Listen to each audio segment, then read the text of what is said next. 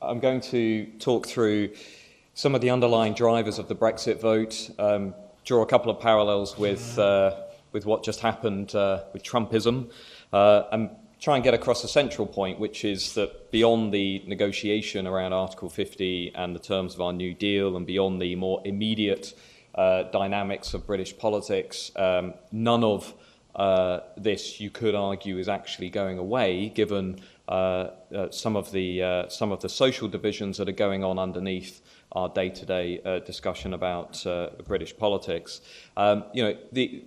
We all sort of know where we are. We know 52% of the electorate voted to leave, and we know that in some areas of the country that support was incredibly strong. Across 393 local authorities, the vote to leave surpassed 70% in 8 of them. Boston was the local authority that delivered the strongest leave vote. 60% was the leave vote in over 100 local authorities, and 263 overall gave leave over 50%. But we also know within that that there were some really big differences from area to area. And if you contrast Boston, where almost 76% voted to leave, with, say, Lambeth in London, where only 21% voted to leave, as a researcher, that raises some really intriguing questions, which is, why are there these massive geographical differences? If you think about the country at the moment, well, the referendum revealed that we're divided on 3 broad dimensions: divided along the lines of social class, divided along the lines of generation, and also divided along the lines of political geography. So I want to interrogate some of this a little bit. And I want to examine in particular the role of poverty in the vote, and examine areas and individuals and how those interact, because I think this is one of the key debates that's going to cast a very long shadow on British politics, and is already now casting a shadow over American politics when people are trying to explain Trumpism. For those of you who can't quite see the print, let me just talk through what this is showing you. It's essentially showing you how the leave vote or how support for leave contrasts across very different groups in British society. So right at the top there, you can see that on average in households that earn more than £60,000 a year, support for leave was around 35%, which contrasts sharply with households where the overall income was less than £20,000 a year, and support for leave in those households was almost 60%. Among routine, manual, more economically insecure voters, those people who have been turning out in recent years for UKIP, support for leave was around 71%. And among the more economically secure, higher professional managerial groups, support for leave was much lower at 41%, and so on and so forth. But one of the key divides I want to talk about is this educational divide, just this one here. You can see that among voters who said they had no educational qualifications, who essentially left school at 16 and didn't go back into the educational system, support for leave reaches 75%, but among postgraduate, those with postgraduate degrees, support for leave was just 27%. This educational divide is not new. If you've read some of our stuff on UKIP, Revolt on the Right, we talk about how this educational divide was absolutely critical to creating space for Nigel Farage and the UK Independence Party, but I also am going to show you why this is absolutely critical to making sense of Brexit. And this isn't to make a value judgment about highly educated versus less well educated. It's simply to show that in statistical terms, this stuff really, really matters. Just before I kind of try and convince you of that point, let me just, as an aside, say something in response to the talk this morning about the UK Independence Party and the Brexit vote.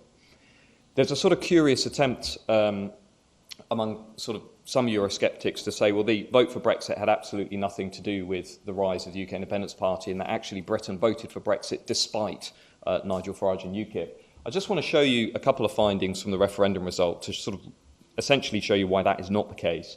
On the left, it shows you the relationship between the UKIP vote in the 2014 European Parliament elections against the vote for leave at the 2016 referendum. And if you're doing statistical research, the R-square here is off the charts. I mean, essentially, areas that had given UKIP very strong support 2 years ago also then gave leave very strong support at the referendum. So I would, I'm not necessarily, this is just a relationship. I mean, I shouldn't read too much into it on one level, but I'm saying that's pretty good evidence in my mind that that experience of UKIP cultivating lots of those East Coast areas, lots of those northern areas, is actually an important part of the story about why Britain came to vote for Brexit. The second chart on the right was put together by Jeff Evans and John Mellon at the British Election Study, and they show that almost 70% of voters in the British election study who went on to vote for Leave were what they call UKIP curious, meaning that either they had voted for UKIP in the past or they had expressed an enthusiasm or a likelihood to vote for UKIP. So I think put together, we've got quite a bit of evidence to suggest that, prior to that referendum, the radical right in Britain was actually an important episode in this broader story at cultivating that territory that inevitably, then went on to vote for Brexit. So just back to this educational divide, this is absolutely important to Brexit, also important to Trump. So if you look at, say, Hillary Clinton's performance versus Barack Obama's performance, a really interesting statistic that was highlighted by some academics recently in American politics, which was that in 48 of the 50 most highly educated counties in the US, Clinton actually overperformed Obama by 9 points. So in the really highly educated counties where you had lots of people with university degrees, she actually did better than Obama. The problem came in the less well-educated counties where, on average, in 47 of the 50 less well-educated counties, Clinton underperformed Obama by 11 points.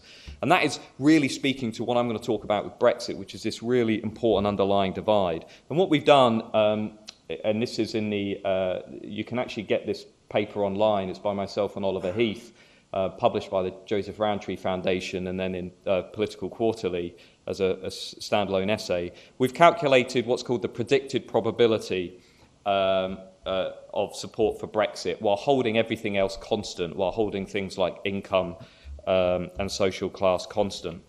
And what we find was that support for Brexit was 30 points higher among those who only had a GCSE level education than it was for people who had an undergraduate degree. And one of the important points I want to get across to you is that this difference in education mattered more than the difference in income. So we're going to have this sort of debate in Britain about maybe we just need to give people more money. It's not as important. So if I give you an example, support for Brexit was actually just 10 points higher among those who earn less than £20,000 a year than it was for those who were earning more than £60,000. And 20 percentage points higher among those who were aged over 65 years old than it was for those young Britons. So if you contrast education with income and age, what I'm trying to convince you of is that actually the educational gap in Britain matters more to explaining what happened than income and generation. So this divide is now front and centre to Brexit, and it's also consistent with a lot of what we know about Euroscepticism in other European countries. And I have no doubt we'll see the same dynamic play out with Madame Le Pen at the French presidential elections, and we'll see the same dynamic play out in the German elections too, that we now have a growing pile of evidence to suggest that it is citizens with fewer what social scientists call convertible resources, things that basically make you more mobile, more socially mobile in society, that were providing the bulk of support to Leave. But this education effect can also be seen in a slightly different way. We talk about immigration and we talk about values in Britain. Those debates are intimately wrapped up with this educational divide that I'm talking about. So when people say, oh, it was the economy, oh no, it was immigration, well, underpinning a lot of that is this foundational divide over education. So we now know, for example, that the idea that immigration had nothing to do with Brexit is not the case at all. So nearly 90% of people who thought that immigration was bad for the economy supported Brexit, compared with just under 10% who thought that immigration was good for the economy. We know that 88% of people who thought that the country should have fewer migrants supported Brexit, whereas the equivalent figure among people who wanted to keep immigration as it is was just 21%. Really big differences. And we know that, as an aside, people who felt very strongly English rather than British were much more likely to say that they would vote for Brexit than other national identifiers. Englishness is still a really important issue in British politics, and it's going to become increasingly important. And we know that people who felt disillusioned with politics, who agreed with the statement that politicians don't care what people like me think, were also more likely to support Leave than people who felt a bit more connected to politics. This is all stuff that, if you've been reading all the, the research on UKIP, this stuff is not new. We could see this coming from sort of 2012, 2013 onwards. But underlying those sort of surface stats is this issue over education.